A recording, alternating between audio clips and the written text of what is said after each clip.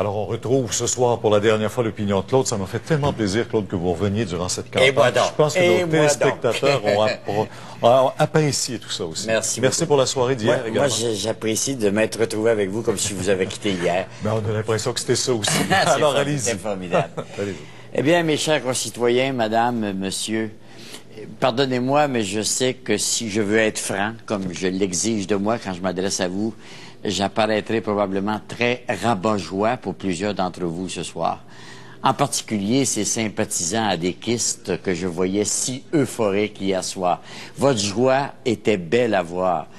Passer de 5 à 41 députés me rappelait comment nous, les 6 de l'opposition en 1976, avions accueilli les 65 autres du 15 novembre comme un miracle du ciel.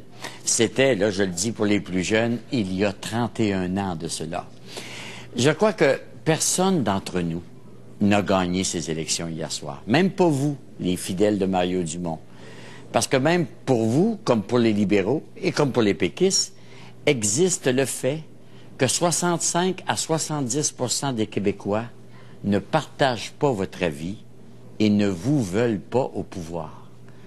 Notre injuste système électoral, qui vous avait tellement, d'ailleurs, vous les adéquistes, pénalisé autrefois, a cette fois eu la décence de vous stopper dans l'opposition officielle. Alors qu'à un moment, tout le monde, peut-être même Mario Dumont, a dû envisager votre propulsion au pouvoir avec une équipe sans aucune préparation. Mais la vie a été bonne pour vous et votre chef en prolongeant l'agonie de Jean Charest au pouvoir. Il aurait été d'une tristesse absolue que ce qu'on a appelé la révolte des régions ou le roll-ball des laissés-pour-compte se termina par un conseil des ministres plein de bonnes gens, mais qui, dans le fond, ne servait que de porte-étendard du parti et qui sont aujourd'hui, ce matin, ce soir, encore abasourdis d'avoir été élus sur le seul nom du one and only Mario Dumont. Même lui devrait allumer un lampion de reconnaissance à la divinité qui aura permis que sa persévérance d'autant d'années n'aille pas se fracasser dans un gouvernement de vaudeville. Jean Charest s'est retrouvé soudainement allumé hier soir en se voyant comme chef de l'opposition de Mario Dumont. Mais le problème, c'est qu'il est toujours premier ministre. Et un premier ministre dont 67% des Québécois ne veulent plus. Les libéraux savent qu'ils ne pourront plus gagner une élection avec un chef aussi impopulaire, et Jean Charest est appelé à passer au broyeur tôt ou tard.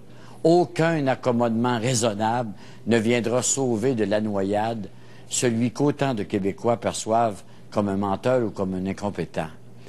Car, quoi qu'on dise et quoi qu'on fasse, Jean Charest est clairement et plus que jamais imposé comme premier ministre par les comtés à majorité ou à forte proportion anglophone au reste du Québec.